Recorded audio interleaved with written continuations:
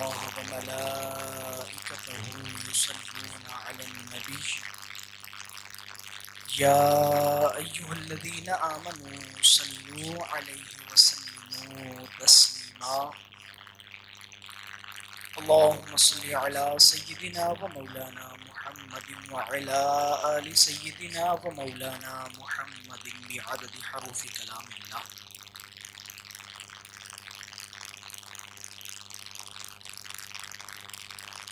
آج کی یہ پروقار تقریب بہت سارے عنوانات کے ساتھ جلوہ گر ہے. آپ یہاں تشریف لائے اور سوشل میڈیا کے ناظرین لائیو اس کو سن رہے ہیں.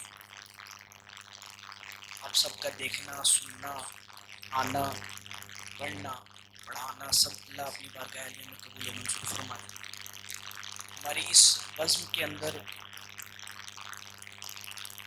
انتہائی عزتوں کے لائق جناب محترم صاحبزادہ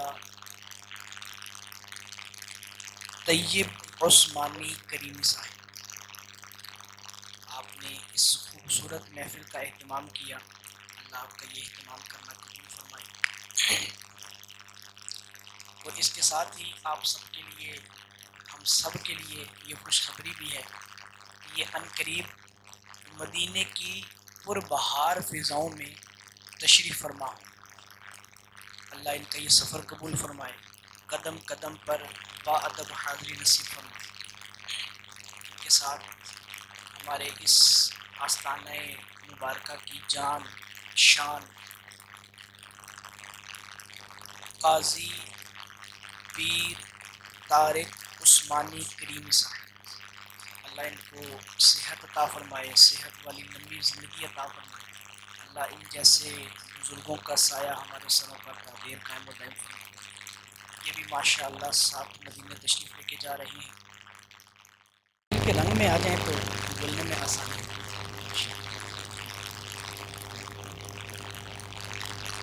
مدینے کے چونکہ سفر مدینے کا ہے تو مدینے کے فضائل کی کیا کہیں.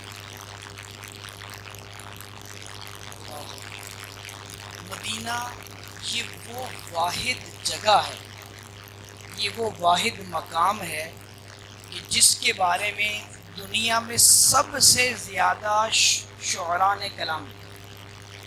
سب سے زیادہ شعر اس کی جدائی میں، اس کے ہجر میں، اس کے فضائل میں، اس کی محبت میں لکھی. دنیا کا کوئی بھی ایسی جگہ نہیں، دنیا کا کوئی ایسا محبوب نہیں، دنیا کی کوئی ایسی متبرک مقام نہیں کہ جس کے بارے میں اتنے اشعار کسی نے کہے ہوں.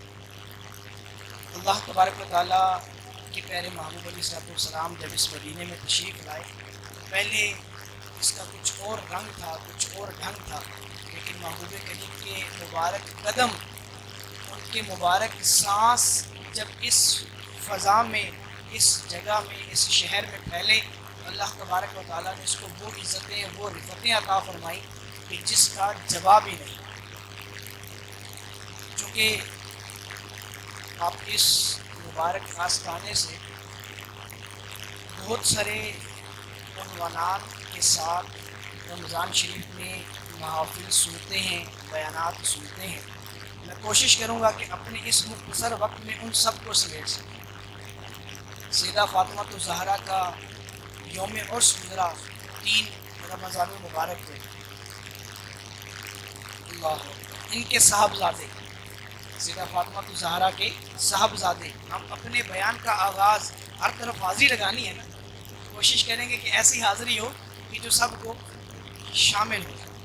سیدہ فاطمہ الزہرا کے صاحبزادے حضرت سیدنا امام جعفر صادق، ان کی دوستی تھی، بڑا پیار تھا، بڑی محبت تھی داؤد طائی سے. مشہور نام ہے حاتم طائی، اس کی اولاد میں سے تھا داؤد طائی. ان کے ساتھ ان کی بڑی دوستی تھی.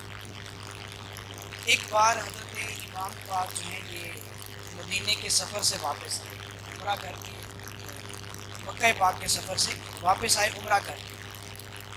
جب کوفہ پہنچے، عمرہ کرنے کے بعد کوفہ پہنچے تو کوفہ پہنچنے کے بعد آپ نے داؤد طائی سے جب ملاقات کی تو اس ملاقات میں آپ نے ان سے کہا کہ جو مکہ کی زیارت ہے، یہ بات بڑی سننے والی بڑی اہم ہے، فرمایا کہ جو مکہ کی زیارت کرے اللہ تبارک و تعالیٰ اس کو بخش دے گا، دوزخ سے بچا لے گا، کہ جو مکہ پاک کی زیارت کر کے آئے ایمان کی حالت میں۔ جب یہ بات آپ نے فرمائی نا تو داؤد طائی سے کہا کہ آپ میری اس بات کی تصدیق کرتے ہو؟ کہ بڑی گہری دوستی تھی، بڑا پیار تھا، بڑی محبت تھی۔ فرمایا داؤد طائی تم تصدیق کرو نا، میری اس بات کی تصدیق کرو۔ انہوں نے کہا حضور میں کیسے تصدیق کروں؟ آپ فتویٰ تو پورا دیجیے، آپ بات تو مکمل کیجیے پھر تصدیق کرتا ہوں۔ آپ نے کہا اچھا چلو کیا بات رہ گئی، تم اس فتوے کو مکمل کر لو، اس بات کو آگے تم بڑھا لو۔ داؤد طائی نے کہا کہ آپ یہ کہتے ہیں کہ جو مکہ مکرمہ کی زیارت کرے اور زیارت کرنے کے بعد جب واپس آتا ہے تو اللہ اس کو جہنم سے آزاد فرماتا ہے، اور جو مدینہ دیکھ کر آتا ہے، جو مدینے جاتا ہے، اللہ اس کو جنت میں ضرور جگہ دیتا ہے۔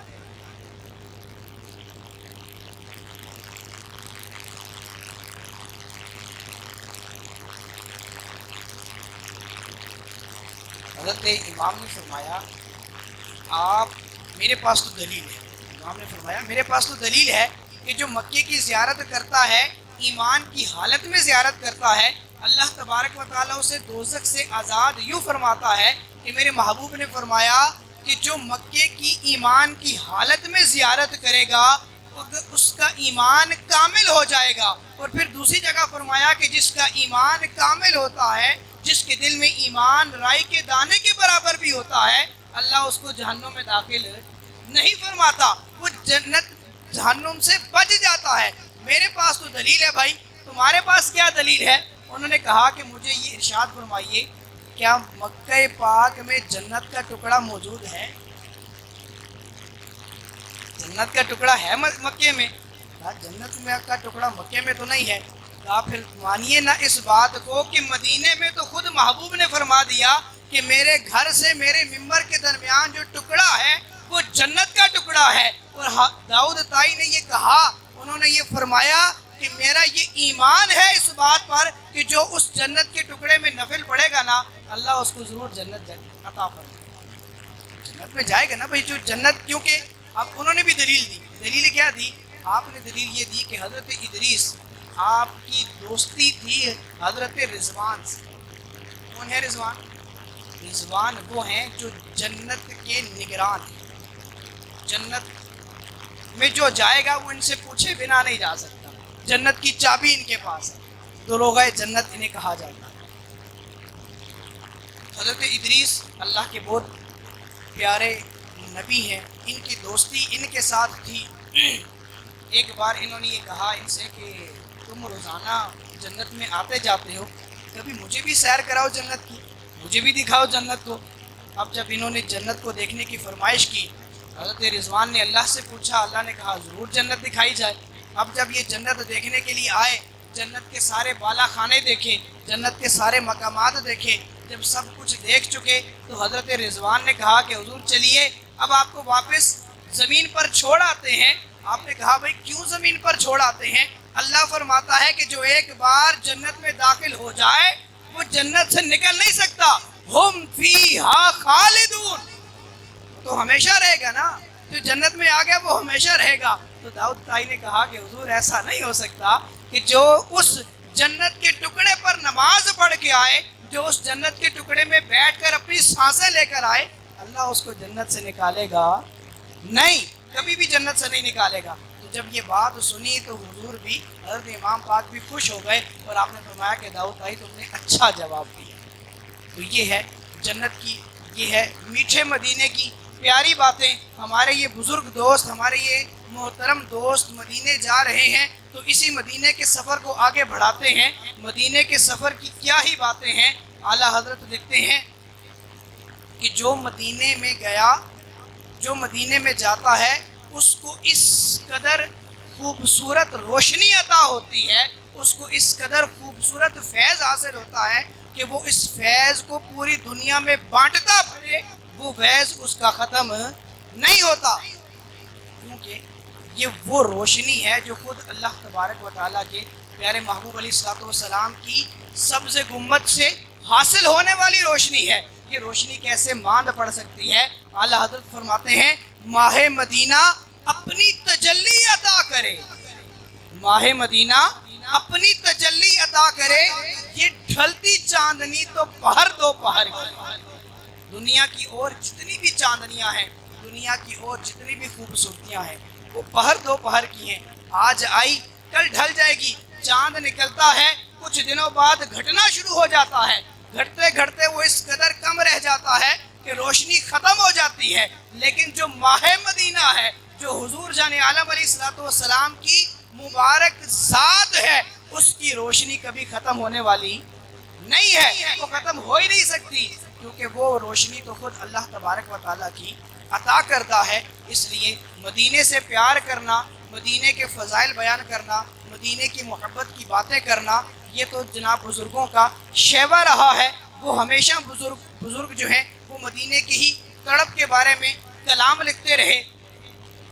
جامی نے، حضرت جامی نے جب اپنا مشہور زمانہ کلام لکھا، نسیمہ جانب بطحا گزر کن ز احوال محمد را خبر کن، یہ کلام جب لکھا نا، اتنا مشہور واقعہ ہے کہ ہم نے بارہا سنا ہوگا، لیکن اس کو جب ہم اس پیرائے میں سنیں، اس ٹاپک پہ سنیں، اس موضوع پر سنیں جو میں عرض کرنا چاہ رہا ہوں، تو دل دماغ ایک دم معطر ہو جاتے ہیں۔ جب آپ نے یہ کلام لکھا تو درد بڑھ آیا۔ مدینے کی یاد تو ویسے بھی دل میں رہتی ہے نا، لیکن جب یہ کلام لکھا تو مزید درد بڑھ آیا۔